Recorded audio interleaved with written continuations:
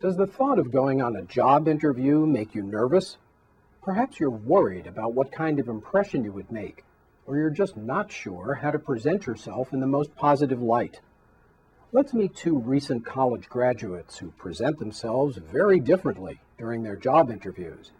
The first job candidate is a native Asian woman named Mei Ying Young, who's applying for a job as a computer programmer.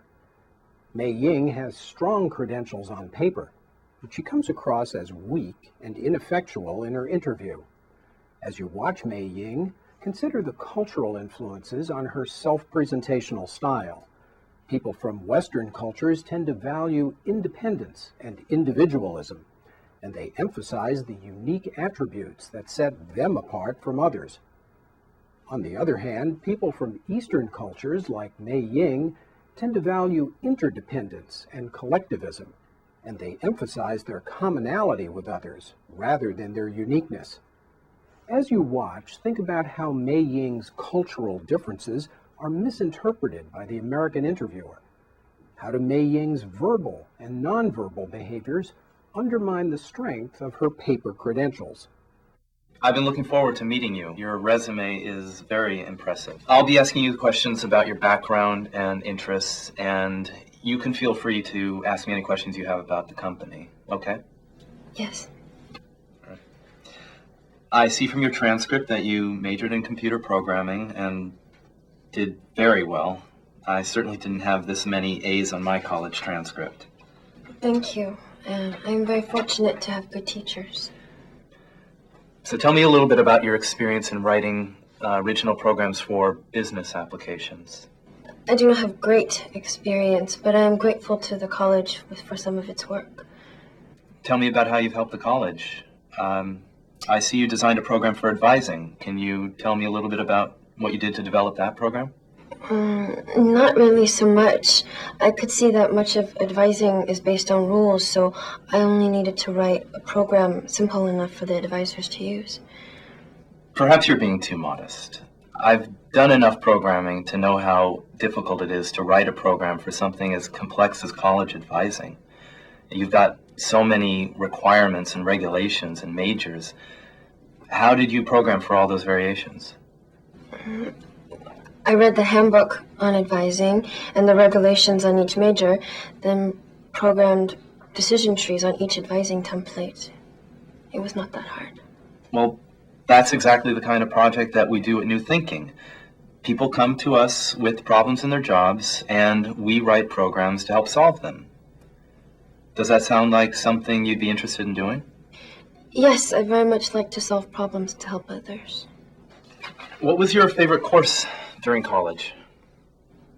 They were all very valuable. I enjoyed them all. But did you have one course in particular in which you felt you did especially well? I would not say that. I try to do well in all my courses to learn as much as I can. You probably noticed, as the interviewer did, that Mei Ying was acting very modest and deflecting the interviewer's praise. Although the interviewer was interested in Mei Ying's personal interests and accomplishments, she didn't seem to share his enthusiasm. Now let's watch the second job candidate, an American man named Elliot Miller, who's applying for a management position. Elliot's interviewer wastes no time getting to the tough questions. As you watch, notice how Elliot acknowledges the interviewer's concerns rather than becoming defensive. How do his verbal and nonverbal behaviors project strength and competence? You're right on time. That's a good start.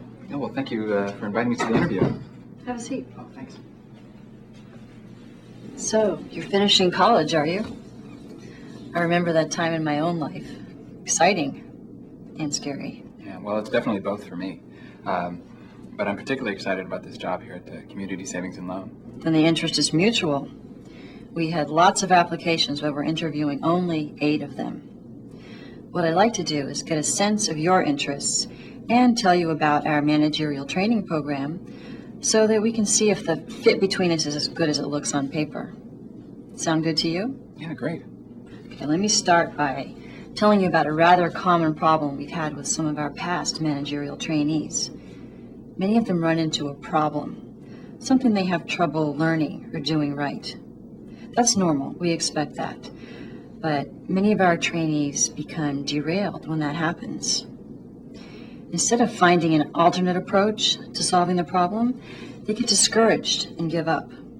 So I am very interested in hearing what you have done when you encounter a problem or roadblock in your life. Well, I recently had a fairly large roadblock when I took advanced chemistry, and I just could not grasp the material. I, in fact, failed the first exam I took, despite the fact that I studied so hard. Good example of a problem. What did you do? Well, I started going to some of the study sessions arranged by the grad students, but I still wasn't getting it. So I arranged a study team and bought some pizza to encourage the students who are at the top of the class to come. That shows a lot of initiative and creativity. Did the study team work? It did, actually. I wound up getting a B for the course, and so did some of the other students who were in the study team and who were in the same boat as I was earlier in the semester. So you don't mind asking for help if you need it? Well, I'd rather do that than flounder, but I'm also capable of working independently. So you prefer working on your own to working with others? Well, that depends on the situation. You know, if I have everything I need to do a job well, then I'm comfortable working solo. But if I don't have everything I need, perhaps I lack a certain skill or the experience, then I'm more comfortable working in a team situation. Good. Banking management requires the ability to be self-initiating as well as the ability to work with others. Let me ask you a question. I was looking over your transcript and resume, and I see that you changed your major several times. Does that indicate that you have difficulty in making a commitment and sticking with it? Well, I guess it could look that way, but I think it really shows that I'm willing to explore many alternatives before making a firm commitment to something. But didn't you waste a lot of time and courses in getting to that commitment? Well, I don't think so. I mean, I learned something from every course that I took. For instance, as a philosophy major, I learned about logical thinking and careful reasoning. That's going to help me in management. When I was majoring in English, I learned how to write well and how to read other people's writing more critically. That's going to serve me well in management, too. So what led you to your final decision to double major in business and communication? That's kind of an unusual combination. Well, it seemed like a very natural one to me. I wanted to learn about business because I wanted to be a manager in an organization. I need to know how organizations work, and I need to understand different management philosophies and styles. At the same time, managers work with people, so that means I need to have strong communication skills. Notice that Elliot Miller had a lot to be modest about. The interviewer encouraged him to talk about his weaknesses, and she questioned some of the decisions he made in college. Nevertheless, Elliot came across as secure and confident as he turned his apparent shortcomings into strengths. Unlike Mei Ying, Elliot did not hesitate to discuss his personal accomplishments and to take credit for them.